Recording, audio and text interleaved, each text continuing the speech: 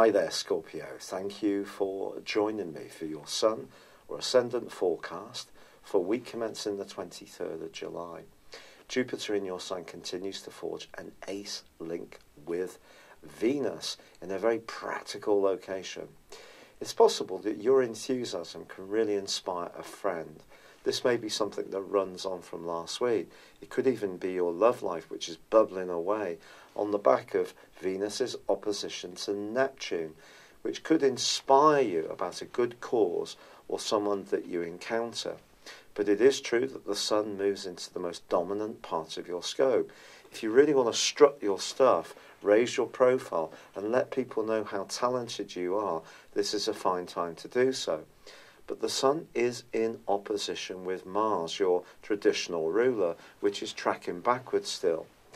Now, if there is a situation, a delicate personal, family, emotional or home-based issue, which is not quite in balance, I do think the potential for some kind of shake-up is definitely to the fore this week, particularly on the back of the full moon, which occurs on Saturday. But furthermore, the Sun is also going to be forging a quincunx with Saturn. Your communication, therefore, in terms of your thinking and your mentality about how you cultivate a wider image or raise your profile, has to work well for you. And it's possible that someone could challenge your version of events and you could respond in a very defensive way because of Mars's opposition to the Sun. I think the main thing is to really think things through, whatever strategies you have. Also, some of your values may be in a process of changing. You could find that old attitudes and patterns that you were taught when you were very, very young could be challenged by someone quite authoritative this week.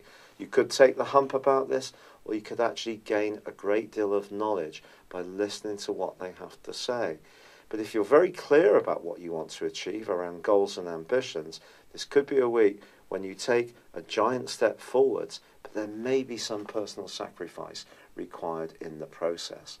It's been a real pleasure being with you.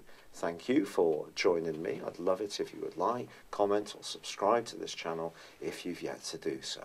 Thank you. Hi there, Scorpio. Thank you for joining me for your monthly forecast for July. This month begins with the Sun in a part of your horoscope that's to do with exploration, to do with change, to do with creating more excitement and stimulation. Now, this is allied to a combination of Venus and Mercury, who are gathered together initially in a very visible part of your situation, the 10th solar house. Some of the instincts you can get about change could relate to your worldly interactions, your work, or even where you live. So some property matters could be under consideration too. And one of the things that could also be making you restless is that your traditional ruler of Mars is in a very tender, emotional part of your situation, which can make you a little bit more reactive to your everyday environment and the events within it and your own emotional flow. Now, of course, Uranus, the planet of the unexpected, which is in fact exalted in your sign, so you have a good sense of the benefits of Uranus, well, that's now in your sector of relating and has been since the middle of May. Now, Uranus is going to actually be forging a very positive link with Saturn throughout the spine of this month.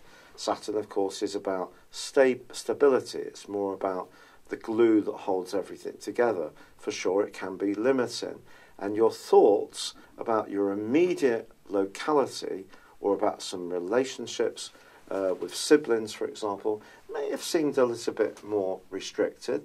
But these two are forging a lovely angle all this month, which suggests that if you do consider change, it can actually be for the good. It can be structured change, which you can research, think things through carefully, and move, but in a way that gives you a sense of control. Now, from the 3rd through to the 7th, Mercury is in opposition to Mars.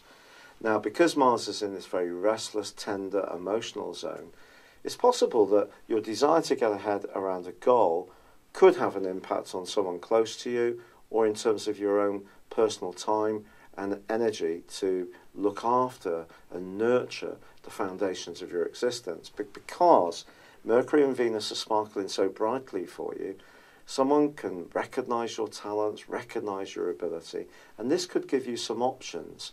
But options, of course, can at times seem a little stressful. So just be conscious of that. But then in week 2 of this month, your modern ruler of Pluto goes face to face with the Sun. Now this is really fascinating. The Sun is in that part of your horoscope to do with growth, expansion, travelling, higher education, new ideas, philosophy, and in some ways the law, certainly to do with agreements with people.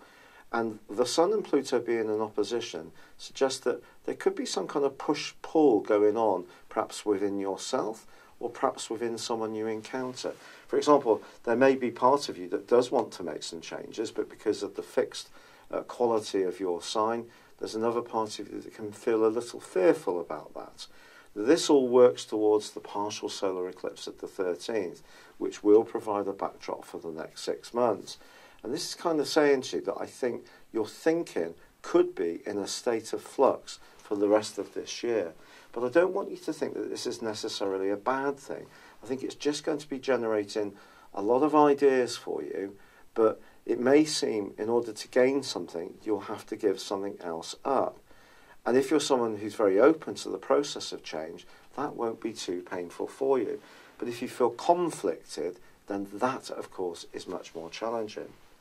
Now, by the 23rd, the Sun has made its way into the sign of Leo, joining up with Mercury, and we have the last phase of the month, the last third of the month, is a big emphasis on your goals, ambitions, and worldly role. But there's something that happens on the 10th which is absolutely wonderful for you, and that sees Jupiter, the planet of growth, of good fortune, ending a 4-month backward journey. And that's really something to celebrate. But it continues to forge a beautiful angle to Neptune, which is in a lovely, romantic, creative part of your scope. So this suggests if you take the initiative and inject your enthusiasm, creativity and flair into this thinking that you're going to be having, that's seeing you perhaps oscillating between different options, it can help to inform you in a very positive way. Now, the Sun moving into the sign of Leo can suggest that you also have more interaction with people in positions of influence. That doesn't necessarily mean that everyone you encounter is going to be your cup of tea. And the 26th sees Mercury going through a retrograde through to the end of the month in the same sector. And if you do apply for a job, there can be last-minute cancellations, changes of plan. If you're going to do something about real estate, that also could prove to be a little bit frustrating. If you are asking for the point of view of someone senior in your world, a family member or a trusted friend, remember they may have a point of view that you don't necessarily like. And they do generally think you're going to be a bit feistier about the exchange of ideas throughout this month and the months to come on the back of this partial solar eclipse. But then on the 28th of this month, we have a really potent lunar eclipse. But this occurs in Aquarius, and it is going to be combining with Mars. Now, this is something that is going to require a degree of care, because Mars in your 4th house is already volatile, potentially, can see your mood's quite changeable. Put the moon there as well. And of course, this is going to feed in terms of a polar axis with the solar eclipse for the next 6 months. You can see that any ideas that you're having to change your world can have quite an impact on your emotional self, being an interaction with important people. But the Sun is actually alongside the North Node, which is very much to do with your point of destiny in terms of what you want. I think sometimes we have to recognise that if we do change things in life, there may be some pain before we get the gain. But one of the things I haven't told you about is that when Jupiter went forwards on the 10th, well, Venus, the planet of love, that went into a glorious location for you, your sector of friendship. And in the last week of this month, Venus forges a fab angle to Pluto. And I think it's entirely possible that a conversation can be had towards the end of this month which really does uplift you. If you're looking to meet someone romantically, this is a terrific angle. And I think generally on that front, if you do find yourself talking to lots of different people, try not to be too hidebound in terms of your set ideas. If you've had ideas in the past, even though they may still be important to you, still give yourself a little bit of wiggle room when you talk to others, because you might discount a potential player romantically who's actually very different to you in some ways, but in some key areas you can have a real sense of connection, which actually could be brilliant, and having those differences can prove to be really enlightening. So avoid dogmatism. I think that's a really important piece of advice for you in terms of any kind of relationship. But I do think July can give you the opportunity to look to make changes, especially around career, where you live, or your home life, and also around your thinking. And there's every chance you're going to be on the move. And that movement, that travel, can prove to be very, very exciting. But do give yourself some opportunities to tune out, rest, recuperate, regenerate your energy.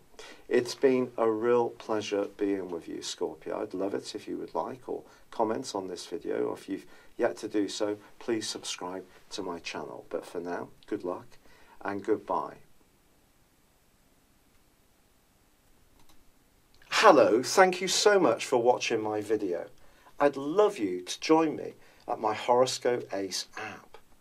You can find this at www.horoscope-ace.com. You can use it through Android, iOS, Apple, or Facebook. Check out your ascendant or your moon sign, or download your free birth chart. There's all your favourite videos, plus there are daily, weekly, monthly and yearly horoscopes for general, love, Chinese and Indian astrology. If your passion is tarot, there's my brilliant 3-card money or love tarot readings too. And it's all there at www.horoscope-ace.com. Thank you.